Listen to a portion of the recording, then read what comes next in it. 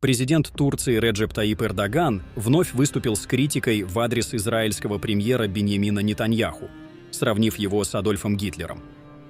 По мнению турецкого лидера, власти Израиля представляют собой сообщество убийц, трансформировавшее свои радикальные взгляды в фашистскую идеологию.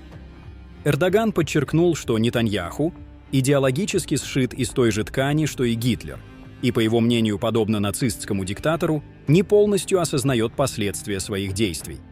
Турецкий лидер считает, что Израиль сегодня движется по пути радикализации, что может привести к международной изоляции и эскалации насилия, особенно в секторе Газа, где израильская армия развернула масштабную наземную операцию.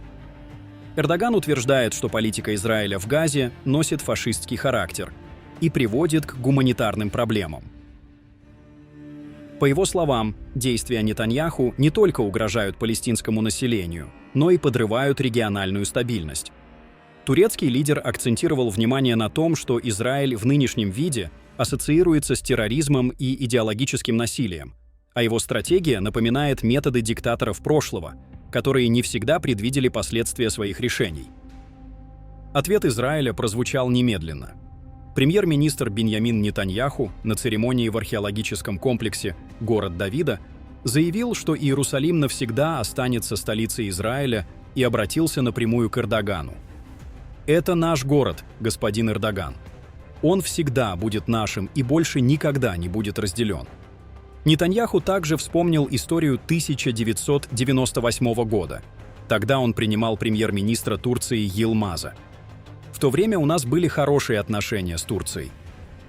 После ужина он с премьер-министром пили кофе, и Нетаньяху предложил обменять древнюю каменную плиту с надписью на иврите, высеченную 2700 лет назад царем Хискияху, на османские артефакты из израильских музеев. Турецкий премьер отказался, объяснив это опасением негативной реакции исламской базы, во главе которой стоял мэр Стамбула Эрдоган. Нетаньяху подчеркнул, что сегодня историческая справедливость восстановлена. Израиль вернул свой город, сохранил независимость и суверенитет, создал армию и построил уникальное государство. Он также высоко оценил лидерство президента Трампа, который признал Иерусалим столицей Израиля и перенес туда американское посольство, вопреки всем сомнениям и предупреждениям экспертов.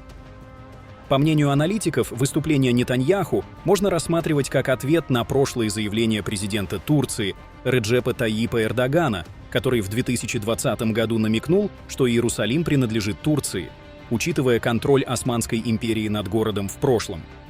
Кроме того, эксперты связывают это выступление Нетаньяху как ответ на обвинение Эрдогана, что он якобы ведет себя подобно Гитлеру. В Израиле восприятие заявлений Эрдогана усиливает стратегическую тревогу.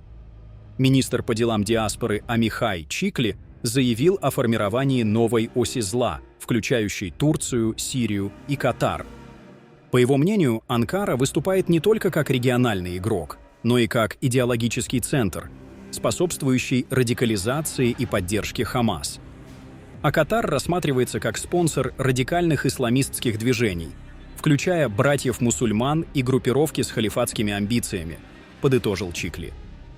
Израильская сторона подчеркивает, что формирующаяся ось несет угрозу не только для Израиля, но и для региональной стабильности, включая страны Персидского залива и союзников США. Вашингтон также внимательно отслеживает ситуацию и демонстрирует осторожную поддержку Израиля. Госсекретарь США Марко Рубио, находясь с визитом в Иерусалиме, поддержал Израиль в своей борьбе против Хамас. После этого Рубио отправился в Доху, где провел переговоры. По данным различных СМИ, Вашингтон не вмешивается в оперативные решения Цахал, однако ожидает, что наземная операция в Газе будет проведена быстро и завершится как можно скорее. Одновременно отмечается, что одностороннее признание государственности Палестины в нынешних условиях может быть контрпродуктивным и подорвать перспективы мирного урегулирования. США таким образом пытаются сохранять баланс между поддержкой Израиля и контролем над эскалацией конфликта. Напряженность проявляется и в военно-технической сфере. Турция выразила протест против поставок Израилем на Кипр современных систем противовоздушной обороны Барак МХ. По мнению Анкары, эти комплексы способны отслеживать перемещение турецкой авиации и потенциально могут быть использованы для ударов по территории Турции. Контр-адмирал и замглавы Республиканской народной партии Турции Янка Баджиоглу заявил, что эти действия нарушают международное право и создают новые угрозы национальной безопасности. Параллельно Израиль продолжает наносить удары по Ливану и Сирии, аргументируя их необходимостью сдерживания Хезболлы и иранского влияния. Израильская сторона утверждает, что сохраняет военную инициативу, удерживая стратегические высоты и блокируя восстановление террористической инфраструктуры. Региональные игроки и мировые державы внимательно отслеживают развитие событий. Конгрессмен США Джош Готхаймер отметил, что Турция, поддерживая Хамас и усиливая угрозы союзникам США, подрывает ценности НАТО и коллективное сдерживание. Он призвал к усилению давления на Анкару и привлечению ее к ответственности за любые попытки дестабилизации региона. В дипломатической сфере ситуация также напряженная. Наследный принц Саудовской Аравии участвовал во внеочередном заседании арабских и исламских стран, но публично не выступил, что аналитики связывают с давлением США. По мнению аналитиков, эти события демонстрируют растущее разделение в арабском и исламском мире, где национальные интересы сталкиваются с идеологическими амбициями Эрдогана и его концепцией неоосманизма. Эскалация конфликта проявляется и на территории Газы. Армия обороны Израиля начала масштабное наземное вторжение под кодовым названием «Колесницы Гидеона-Б». Цель операции – ликвидация террористической инфраструктуры Хамас, освобождение заложников и подавление угроз безопасности. Израильские власти настоятельно призывают граждан покинуть опасные районы, подчеркивая, что город Газа считается зоной активных боевых действий. Одновременно израильские ВВС нанесли удары по объектам в Сирии и Йемене, включая исследовательские здания и турецкое оборудование. В порту Ходейда в Йемене было проведено 12 авиаударов для обеспечения морской и воздушной блокады хуситов. Министерство обороны Израиля заявляет, что любые попытки нападения на страну будут пресекаться с высокой точностью и серьезной ценой для противника. С точки зрения региональной безопасности, противостояние между Эрдоганом и Нетаньяху символизирует более широкий стратегический раскол. Оно затрагивает не только двусторонние турецко-израильские отношения, но и вопросы глобальной безопасности, позиции США, НАТО, региональные альянсы и стабильность в арабском мире. Личные обвинения лидеров переплетаются с военными действиями, дипломатическими санкциями и идеологическими противостояниями, создавая сложную и многослойную картину ближневосточной политики.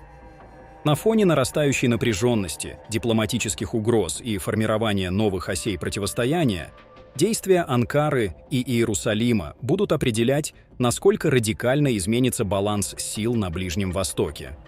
Исторические претензии, религиозные и национальные интересы переплетаются с глобальной борьбой за влияние, где каждая ошибка или провокация может привести к значительной эскалации. Сегодня противостояние Турции и Израиля выходит далеко за рамки личных амбиций лидеров. Это сигнал для всего региона о формировании новых стратегических альянсов и новых осей влияния и угроз.